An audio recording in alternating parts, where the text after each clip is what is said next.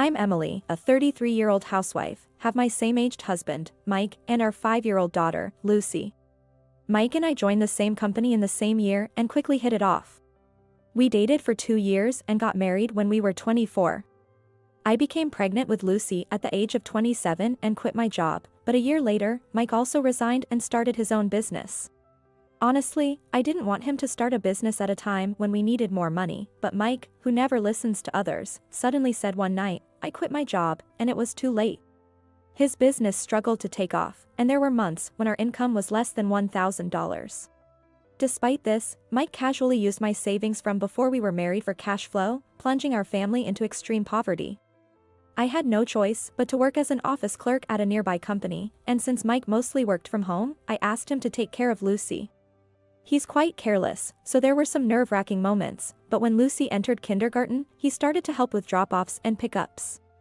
I kept telling myself this kind of marriage was okay. However, since Lucy started kindergarten, Mike's behavior began to change.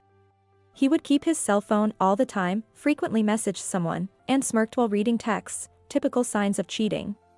He would leave Lucy alone and go out, and once she even fell down the stairs and broke her bone.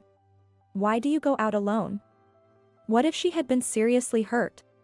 "Shut up, if that happened, we could just have another kid." I was shocked by his words. I was stunned, and Mike said, but I don't want to do it with you anyway," smirking. He's definitely cheating, and in his heart, he's already abandoned Lucy and me. I was so shocked I couldn't even cry.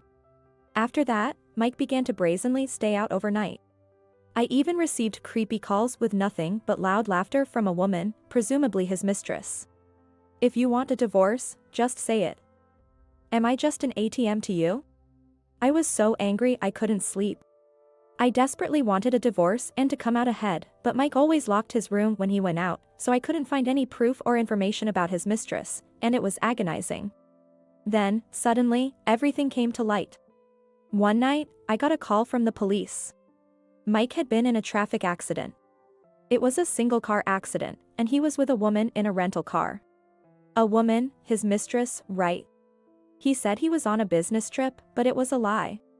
I was boiling with anger as I contacted my parents to take care of Lucy and drove to the hospital where Mike was taken. "Sorry, I got a call from the police earlier." I asked at the ER reception, and it seemed he was not in life-threatening condition. I felt relieved when I heard it. Oh no. Why am I relieved? I should have not cared about that cheater's life. Muttering to myself, I went to his room just as the attending doctor was coming out. Fortunately, there's no head injury. But he suffered multiple fractures and bruises from the impact, and there might be lasting disabilities, the doctor said. Understood. Thank you. And, the woman who was with him, they didn't tell me clearly, but it seemed she hadn't been wearing a seatbelt and had sustained serious facial injuries and a strong impact to her neck. Hearing this, I shuddered but thought, that's divine punishment. When I entered the room, it was a 2-bedroom, and Mike and the woman who seemed to be his mistress were both sleeping there. The nurse said they usually separate men and women into different rooms, but due to a lack of room, they had to put both of them in the same room for now. So, the woman next to him must be the one who was in the rental car with him. I found myself staring intently at the woman's face. Oh. Could she be Lucy's kindergarten teacher? Her forehead was covered in bandages, but the distinctive large mole and plump lips were unmistakably those of the teacher, Margaret. I couldn't help but yell out. What is this all about? Mike woke up to my voice, and seeing my glare, he panicked. Well, I had my suspicions. It was strange when you, not a morning person, started setting alarm to take Lucy to kindergarten 2 years ago. But I never imagined it was an affair with her teacher. Well, it was just, she was young and beautiful, a moment of weakness. Mike's unusually meek response was probably because he had already been told by the doctor about the possibility of lasting disabilities. Haltingly, he explained, and he looked like a truly pathetic loser. Any remaining affection I had for him vanished in that moment. I looked him straight in his eyes and said, well, at least this makes things clear. I want a divorce. Mike turned pale and started to beg desperately. Wait, just wait. I'm sorry. I won't ever do anything like this again. So? So? Please. Take care of me.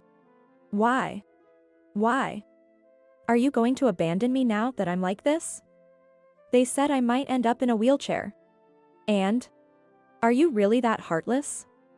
After all the time you spent comfortably living off my earnings. Comfortably? Don't make me laugh. We barely made ends meet with your unstable income from your self-employment, and it was my job that kept us going. Remember when you were making like $500 or $1,000 a month? He bit his lip in frustration. I turned my gaze to the mistress's bed. Despite all this commotion, she slept soundly, apparently still under the effect of the strong anesthesia she got at the hospital after crying out in pain. Well, you two can lick your wounds together. Luckily, it seems she doesn't have any problems with her limbs. With that, I left the hospital room. Now, what to do next? I should report this to the parents-in-law, sort out alimony, asset division, and child support. What about Margaret? I guess I should contact her parents first. Thinking all this, I went to my parents' house to tell them everything. Of course, they were furious and said that Lucy could stay with them for now and that I should also come back to live with them immediately. Our house is about a 30-minute drive from my parents, and considering everything, it's probably best to transfer Lucy to a different kindergarten. The next day, I went to the kindergarten to report her leaving and complete the paperwork. There was a bit of a stir when they couldn't get in touch with the teacher, Margaret. Ignoring that, I completed the formalities and was about to leave when a mother of one of Lucy's friends approached me. It's unusual to see you here, it's always been your husband lately. When I told her about the accident and his hospitalization, she said, "Oh dear, that's terrible. My husband and I will go visit him in the hospital." Right, her husband works in the same field as Mike and they were good friends. An idea popped into my head. Everything went according to my plan after that. I urged her to go as soon as possible, and thanks to that, she and her husband visited him on Saturday of that week. Mike and Margaret were still in the same hospital room at that time. Of course, I had told the mom friend in advance that the person he was with is also hospitalized in the same room. I didn't say who it was, though. What's going on? Why is Margaret there? She called me right after leaving the hospital room. That's when I told her about Mike's affair with her for the past 2 years, and how they sneaked out for a drive that night. I've decided to divorce him. I'm moving back to my parents' house and transferring Lucy to a different kindergarten. It's really sad to leave a wonderful mom like you. I buttered her up a bit, knowing her love for gossip. By Monday, she would probably spread the news. The next day, Sunday, I went back to the hospital. It was to discuss the divorce with Mike. However, he was desperately begging me for forgiveness. Please. I'll never do anything like this again. I swear. You're the only one who can save me. I'll become a good husband and father from now on, he pleaded, almost prostrating himself. Then, Margaret, who had woken up in the next bed, shouted out. Wait a minute. This is no joke. If our affair gets out, I won't be able to stay at the kindergarten anymore. And with these scars on my face. You'll have to marry me. To her outburst, Mike was unbelievably cold. You're not a sight for sore eyes anymore. Sorry, but I can't live with a woman like that. What did you say? It's your fault for driving poorly. It's because you kept touching me such part. You're the one who told me to touch there. So, that's what caused the accident. I couldn't help but smirk at this revelation. Once their argument settled down, I spoke kindly to Mike. I understand how you feel. But given what's happened, I want to settle things between us first. Let's get divorced. Then we can look for ways to start over. His face brightened a bit at this. So, you'll still take care of me? Yes. But as a consequence of your affair, I want to get divorced first and then sort out the alimony, asset division, and child support. That way, I can also clear my mind. He seemed to agree with my explanation. Happily, he agreed with the divorce along with a pledge to pay a total of $150,000 in alimony, asset division, and child support in one lump sum. After leaving the hospital, I went straight to the lawyers and proceeded with the divorce. A week later, Mike contacted me. Hey, you haven't visited me since then. You said you would take care of me. Oh, right. We need to talk about that. I was a bit suggestive in my response. Talk? About what? About how much you're going to pay me. What?